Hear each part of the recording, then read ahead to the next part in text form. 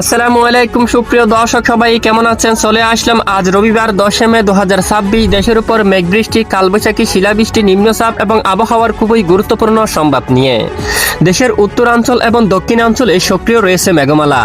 আজ দেশের দক্ষিণ উপকূলীয় কিছু কিছু জেলার উপর হালকা ঝিরিঝিরি মাঝারি থেকে কোথাও কোথাও ভারী বৃষ্টিপাতের সম্ভাবনা রয়েছে। এছাড়া চলতি মাসের একেবারে শেষের দিকে আবারও দক্ষিণ বঙ্গোপসাগর বুকে নতুন করে তৈরি হতে পারে নিম্নচাপ। নিম্নচাপটি উপযুক্ত পরিবেশ পেলে আবারও ঘূর্ণিঝড়ের রূপ নিয়ে আঘাত আনতে পারে দুই বাংলার উপকূলীয় অঞ্চল জুড়ে।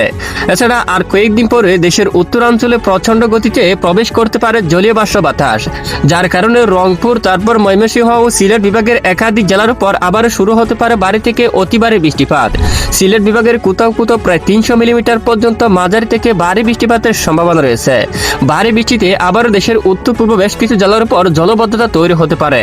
আবারও মাঠ, ঘাট, নদী, নালা ডুবে যেতে পারে। প্রিয় দর্শক, আজও আগামীকাল আগামী 24 থেকে 48 ঘন্টায় কেমন থাকতে চলেছে দুই বাংলার আবহাওয়া, আজ কোন কোন জেলাগুলোর উপর হতে পারে ঝড় বৃষ্টি, এই বিষয়ে আবহাওয়ার ইউরোপিয়ান মডেল থেকে কি জানানো হচ্ছে তা জানিয়ে দেব। তো জানতে হলে ভিডিওটি না টেনে একেবারে শেষ পর্যন্ত দেখবেন। ভালো লাগলে লাইক করে চ্যানেলটি সাবস্ক্রাইব করে পাশের বেল বাটনে ক্লিক করে রাখবেন। আর ভিডিওটি আপনি কোন জেলা থেকে লাইভ দেখছেন অবশ্যই কমেন্ট করে জানিয়ে দিবেন। দর্শক বন্ধুরা, ইতিমধ্যে সরাসরি উপগ্রহ রাডার স্যাটেলাইট ইমেজের উপর আমরা দেখতে পাচ্ছি দেশের দক্ষিণের বেশ কিছু এলাকায় আকাশ প্রায় মেঘলা হয়ে গেছে। টেকনাফ, কক্সবাজার, রোকিয়া, চানমাটি, মহেশখালী, কুতুবদিয়া সহ চট্টগ্রাম বিভাগের বেশিরভাগ এলাকায় আজ আকাশ মেঘাচ্ছন্ন থাকার সম্ভাবনা, সঙ্গে কিছু কিছু এলাকায় হালকা ঝিরিঝিরি এবং কোথাও কোথাও মাঝারি ধরনের বৃষ্টিপাত হওয়ার সম্ভাবনা থাকবে। এছাড়া খুলনা, বরিশাল এদিকে আকাশ প্রায় মেঘাচ্ছন্ন হতে পারে আজ, এবং ঢাকা, উত্তর অঞ্চলের রাজশাহী, রংপুর, ময়মনসিংহ, সিলেট বিভাগের বেশ কিছু এলাকায় আকাশ আংশিক মেঘলা থাকতে পারে। এছাড়া আগামী 24 ঘন্টায় খুলনা সহ দেশের কয়েকটি জেলার পর কালবৈশাখী ঝড় আঘাত আনতে পারে।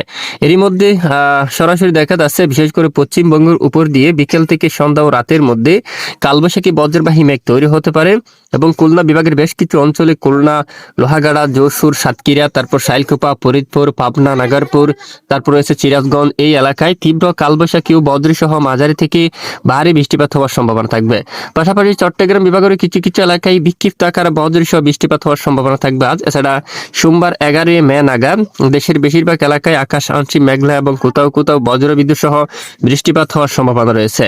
তবে একটানা ভারী বর্ষণের আভাস এখনো পাওয়া যায়নি। তবে আগামী 14 তারিখ থেকে দেশের উত্তরাঞ্চলে মাঝারি থেকে ভারী বৃষ্টিপাতের সম্ভাবনা থাকবে।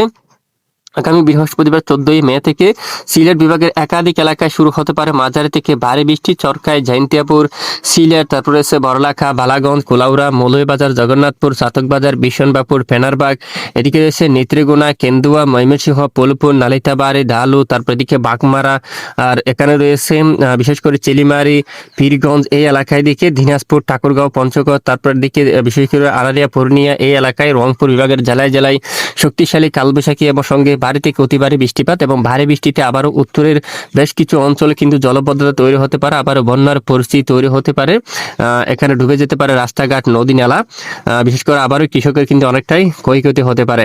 এরপরে দেশের বিভিন্ন এলাকায় কম বেশি বৃষ্টিপাত চলমান থাকতে পারে। রাজশাহী, এখানে বিশেষ করে রাজশাহীর উত্তরে, রংপুর, ময়মনসিংহ, সিলেট বেশিরভাগ জেলায় মাঝারি থেকে ভারী বৃষ্টিপাতের সম্ভাবনা থাকবে।